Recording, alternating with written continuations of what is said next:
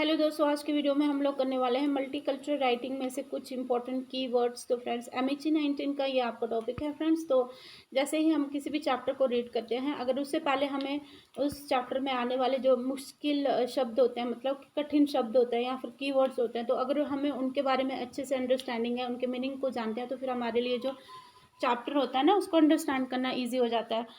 तो इसमें हम लोग देखेंगे सबसे पहले डायस्पोरा। डायस्पोरा का भी काफ़ी यूज़ हुआ है इस चैप्टर में, मल्टीकल्चरल राइटिंग्स में। तो फ्रेंड्स, डायस्पोरा क्या होता है? डायस्पोरा का मतलब होता है कि एक ग्रुप ऑफ पीपल होता है जो कि अपने होमलैंड को छोड़ के किसी दूसरे देश में जाके वो सेटल हो जाते हैं लोग, और वहाँ के वहाँ बेशक वो वहाँ पे जाके सेटल हो जाते हैं लोग, बट फिर भी वो अपने ओरिजिनल कंट्री से कनेक्टेड रहते हैं, अपने जो उनका अपना देश है उससे वो जुड़े रहते हैं। कहने का मतलब है कि वो लोग जो है वो वहाँ की जो भी कल्चर होता है अपने देश का, अपने जो भी ट्रेडिशन वैल्यूज़ होते हैं, उनको वो छोड़ते नहीं है। वहाँ पे भी उनको वो कंटिन्यू रखते हैं, फॉलो करते हैं उन चीज़ों को। और बेशक वो जिस देश में जा रहे हैं उस देश की भी वैल्यूज़ को, ट्रेडिशन को फॉलो करते हैं, बट अपने देश की जो ट्रेडिशन या वैल्यूज़ हैं उनको वो छोड़ते नहीं हैं, उनको फॉलो करते हैं।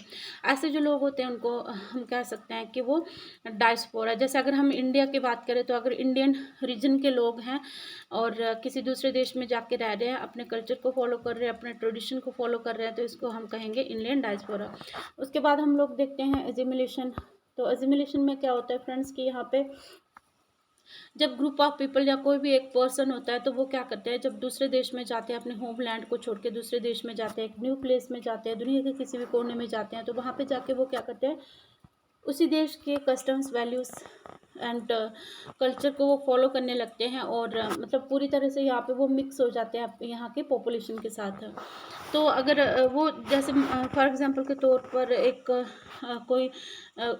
कोई भी बंदा है या फिर कोई भी ग्रुप ऑफ पीपल है, वो किसी न्यू कंट्री में जो है वो मूव करता है, और वहाँ की जो वो लोकल लैंग्वेज है, मतलब लोकल लैंग्वेज वहाँ की जो जिस देश में वो गया है, तो वहाँ का जो लोकल लैंग्वेज है उसी को बोलना स्टार्ट कर देता है, वहाँ के कस्टम्स को जो है वो फॉलो करना स्टार्ट कर देता है, और उन्हीं लोगों की तरह वो रहने लगता है। तो ये हम कह सकते हैं कि वो जो भी ग्रुप ऑफ पीपल है या फिर जो भी वो पर्सन है, तो वो इसिमिलेट कर रहा है इस कल्चर के साथ। इसके बाद फिर हम लोग देखते हैं अकल्चरेशन क्या होता है।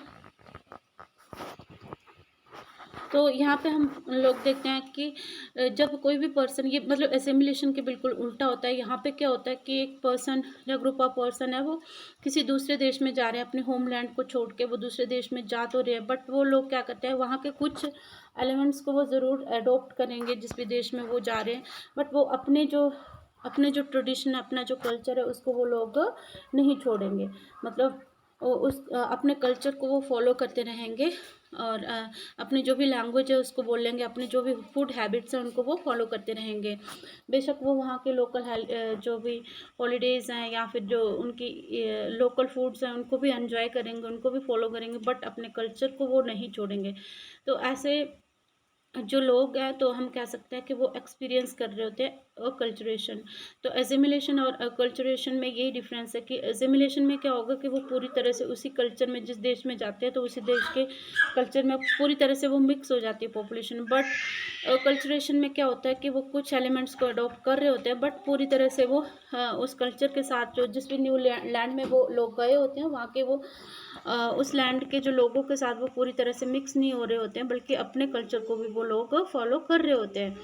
तो ये बेसिक डिफरेंस है, इसको आपने याद रखना है। आई होप आपके लिए ये जो वीडियो है ये यूजफुल रही होगी। तो इसके बाद मैं और भी कीवर्ड्स लाने वाली हूँ, तो जिन भी चैप्टर्स में जो मुश्किल कीवर्ड्स हैं वो लाने वाली हूँ, और इससे फिर आपको चैप्टर समझने में ईजी हो जाएगा।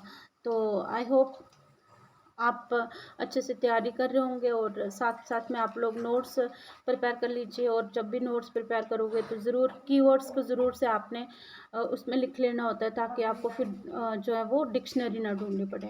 Thank you very much.